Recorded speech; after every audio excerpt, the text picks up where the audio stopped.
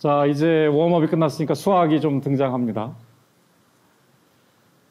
자, y 빼기 bx의 제곱을 b에 대해서 최소화한다. x, y는 관측이 가능하고 b는 y는 bx라고 하는 직선의 기울기다라고 생각을 해보세요. 그러면 b를 어떻게 하면 좋으냐? 뭐 간단한 미분 문제고 일개 조건 풀어서 하면 b의 최적 값은 x제곱분의 xy 이렇게 되는 거죠.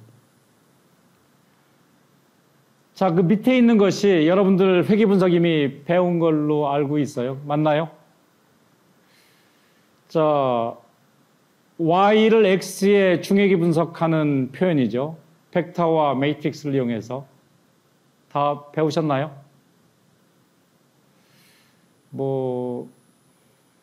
그러면 이 선형 회귀 추정량 베타 햇은 위식과 비슷한 표현이에요. 위에는 x제곱분의 xy인데 이건 벡터 매트릭스, x 프라임 x 매트릭스니까 역수를 역행렬로 표현한 거고요.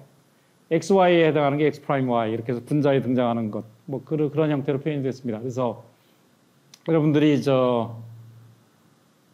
벡터와 매트릭스를 이용해서 회귀 분석을 하셨으면 너무나 익숙한 표현이고요. 그렇지 않으셨다라고 그러면 두 가지로 하면 되죠. 그런가 보다. 그리고 나중에 호기심이 생기시면 스스로 조금 더 보시면 됩니다. 모른다고 그래서 스트레스 받거나 그러실 필요 전혀 없습니다.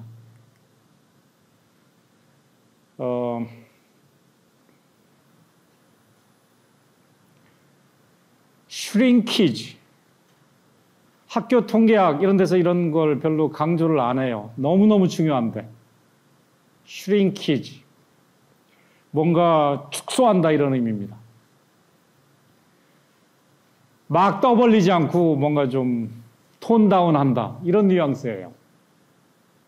내가 데이터를 분석했더니 막 이렇게 됐는데 그걸 조금 좀 보수적으로 좀 줄이는 거죠. 슈링키지. 줄인다는 겁니다.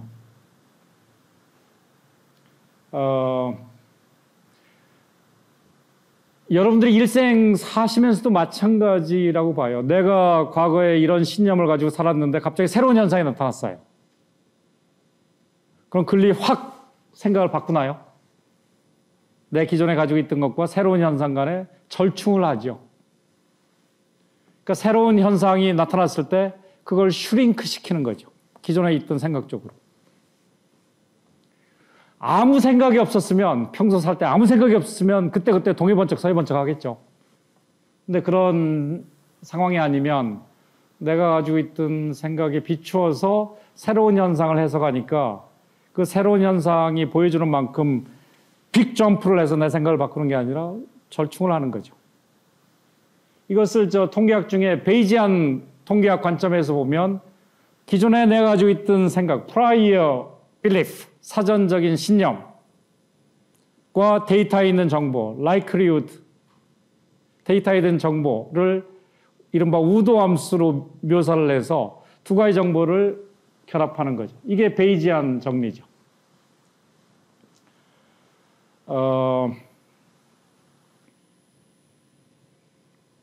최근에 머신러닝, 딥러닝 이런 분야에서도 모델 데이터 결합해서 동해번쩍 서해번쩍 했다가는 큰일 날 수가 있겠습니다. 기존에 가지고 있던 철학, 관점, 사고방식을 새로운 데이터가 왔을 때 그것을 감안해서 조금씩 바꿔나가는 거죠. 미세 조정. 예, 슈링키지 아이디어입니다. 수학적으로 이 슈링키지 아이디어를 반영하는 것은 y를 x에 리그레션 한다. x의 계수를 추정하는 거죠. 절편, 기울기 이런 것들을 추정하는 건데 xy 데이터를 얻은 다음에 데이터를 잘 설명하는 쪽으로 내 생각을 다 바꿔버리면 낭패를 볼 수가 있어요. 그러니까 데이터를 가장 잘 묘사하는 절편과 기울기, 그걸 베타, 햇, 앞서 구한 식에서 이런 식으로 구한다고 그랬을 때 X도 데이터, Y도 데이터. 데이터 입각해서 100% 데이터가 알려주는 대로 최적의 기울기, 베타 S를 구할 수도 있겠습니다만 경우에 따라서는 조금 우리가 톤 다운 할 필요가 있는 거죠. 슈링키지. 이 슈링키지를 하기 위해서 베타에 따라 페널티를 가할 수가 있겠습니다. 가장 보수적인 건 베타가 0이다죠. 베타가 0이라는 건 X가 Y에 아무 영향도 미치지 않는다. 그러니까 X, Y 관계를 봤을 때 그거에 대해서 지나치게 민감해야 할 필요가 없다 이런 얘기죠. 그러니까 베타가 0으로부터 벗어나는 것만큼 페널티를 가하는 거죠. 그 페널티의 강도가 람다입니다. 람다가 0이면 데이터가 100% 지배해라 이런 얘기죠. 페널티를 안 가하겠다. 람다를 키워감에 따라서 데이터의 영향력을 축소시키는 거죠. 이해됩니까? 그리고 이때 베타에 대해서 페널티를 가하는 것은 기울기들을 다 제곱해서 합친 크기만큼 페널티를 주는 게 L2 페널티고 수학을 여러분들이 하셨다 그러면 L2 놈이라는 거죠. 유클리디안 디스턴스. 기울기들을 다 절대값으로 해서 페널티를 주는 것이 L1 페널티입니다. 그래서 페널티의 구체적인 형태는 뭐 구체적인 해에 영향을 미치겠지만 기본적인 아이디어는 0으로부터 벗어나는 만큼 돈을 지불해라 이런 얘기죠. 생각을 확 바꾸려고 그러면 뭔가 코스트를 짊어져라. 그래야 내 생각을 그냥 동해번쩍 서해번쩍 하듯이 바꾸지 않을 테니까요. 일종의 스터빌리티, 안정감을 주기 위해서 데이터가 지배하는 추정량 베타 값을 슈링크 시키는 메커니즘이라고 생각할 수 있겠습니다. 또 한편에서는 최근에 바이오, 제놈 이 분야에서는 사람의 유전자 정보만 읽더라도 사람의 정보량이 너무너무 많죠. 유전자에 있는 정보. 우리가 통상 사회과학, 경제학에서는 나라는 사람에 대해서 키, 몸무게, 소득, 성별, 나이 몇 개 안 돼요. 특성이. 퓨처라고 하는 것이. 반대로 유전자 정보, 제 유전자 정보에는 저에 대한 정보가 너무너무 많습니다. 몇만, 몇십만, 몇백만, 몇천만, 몇억, 몇십억. 그러니까 데이터를 우리가 엑셀 스프레드시트에 정리한다라 그러면 어떻게 돼요? 서로 다른 사람을 서로 다른 행에 쭉 정리하죠. 우리나라 인구 가구 통계 등록부, 인구 등록부 5,200만 개의 행이 있습니다. 그건 어마어마하게 행이 많은데 일반적으로 1,000명 조사하면 1,000개의 행이 있는 거죠. 2만 가구 조사하면 2만 개의 행이 있는 거죠. 거기에 대해서 우리 통계청 아니면 다른 조사기관에서 조사하는 게 열의 정보가 있는 거죠. 컬럼에. 그 각각의 열을 서로 다른 변수, 서로 다른 features, 서로 다른 characteristics 이렇게 부르는 거죠. 그럼 통상적인 우리 데이터에서는 행의 수가 정보 열의 수보다 훨씬 많죠. 행의 수를 n이라고 표현하고 열의 수를 k라고 표현하면 n이 k보다 큰 상황인데 유전자 지도 이런 걸 읽으면 개인 동의를 받아서 2만 명의 유전자 정보를 우리가 모았다. 행은 기껏해야 2만 개예요. 근데 열은 유전자 정보 몇십억 이렇게 되는 거죠. 그러니까 n보다 k가 훨씬 더 큰 상황이 되겠습니다. n보다 k가 크면 서로 다른 k개 변수의 기울기들을 더 적은 개수의 정보를 가지고 어떻게 추정하나요? 상식적으로 추정이 불가능하죠. 각각의 효과를. 10만 명 중에 어떤 사람은 암을 앓고 있고 어떤 사람은 암을 앓지 않고 있는데 그 암 발병에 영향을 미치는 몇십억 개 유전자의 영향, 그 기울기 어떻게 알아내나요? 정보 기껏해야 10만 개밖에 없는데. 이게 수학적으로는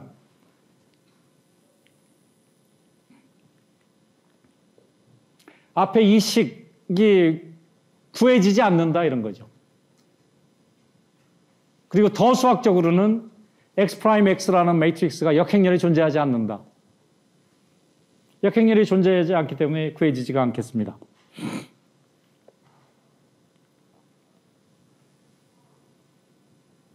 그래서 여기서 상수라는 것은 통상 뭐 수준을 맞춰주는 역할을 하니까 거기에 대해서 페널티를 가할 필요는 없고 기울기에 대해서 페널티를 가하는데 그게 첫 번째 주의할 사항이고요. 두 번째는 x1이라는 변수의 기울기나 x2라는 변수의 기울기나 같은 형태의 페널티를 가하니까 두 개의 측정 단위가 비슷해야 되겠죠. 그래서 표준 단위로 측정하거나 뭐 이런 단위가 현격하게 달라서는 안 되겠습니다. 그 두 가지를 적어 놓은 거고요.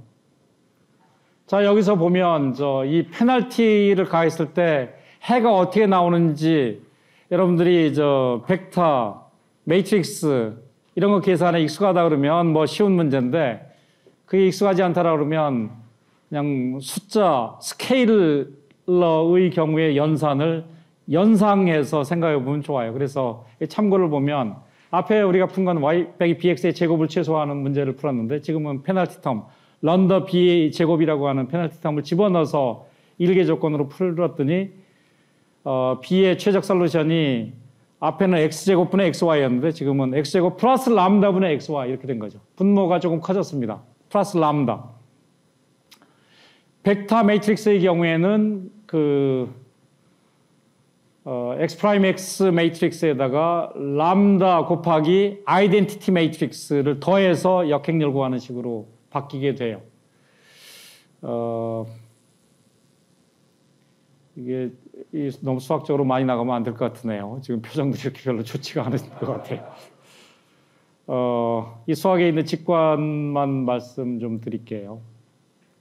자, 이것을 쭉 정리해서 표현하면 결국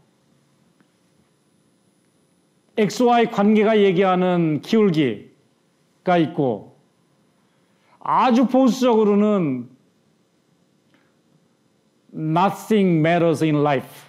인생에서 what matters is nothing. 의미 있는 건 아무것도 없다. 그런 것처럼 Y에 영향을 미치는 X는 아무것도 없다. X의 기울기는 다 0이다. 그 0이라는 아주 보수적인 값과 데이터가 우리한테 알려준 기울기, 그것을 가중평균하는 게 되겠습니다. 페널티를 통해서. 실제 보니까 데이터에 주어진 가중치를 W 데이터라고 부르면 바로 앞서 우리가 구한 값, 베타 햇과 아주 보수적인 값 0을 가중평균하는 형태로 표현이 돼요. 그런 의미에서 보면 원래 데이터가 우리에게 알려준 값 베타 햇을 0 쪽으로 슈링크 시켜서 쓰고 있는 거죠. 슈링크. 그래서 이것을 베이지안 관점에서 보면 prior belief는 nothing matters in life. 0. 기울기는 다 0이다. x가 y에 미치는 계수는 다 0이다. 그러한 prior belief와 데이터가 우리에게 알려준 정보, 베타 햇, likelihood function, 우도 함수에 들어있는 정보, 그것을 결합하는 그런 형태로 나타나는 거라고 이해할 수도 있겠습니다.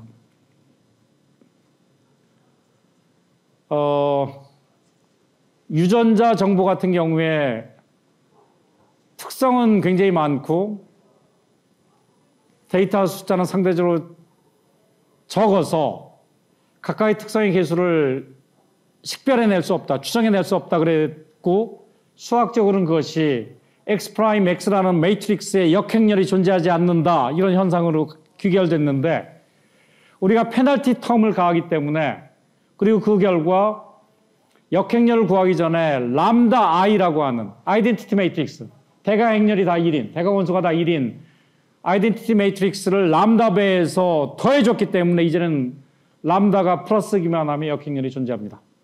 그러니까 이 문제를 항상 풀 수가 있어요. 예, 그런 장점도 있겠습니다. 슈링키지를 통해서 페널티를 가함으로써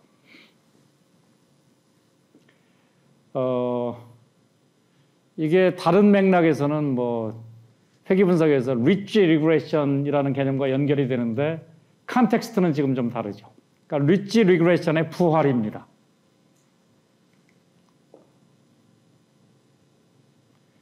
여기서는 이제 예시를 통해서 L1 페널티를 가하는 걸 보여주고 있는데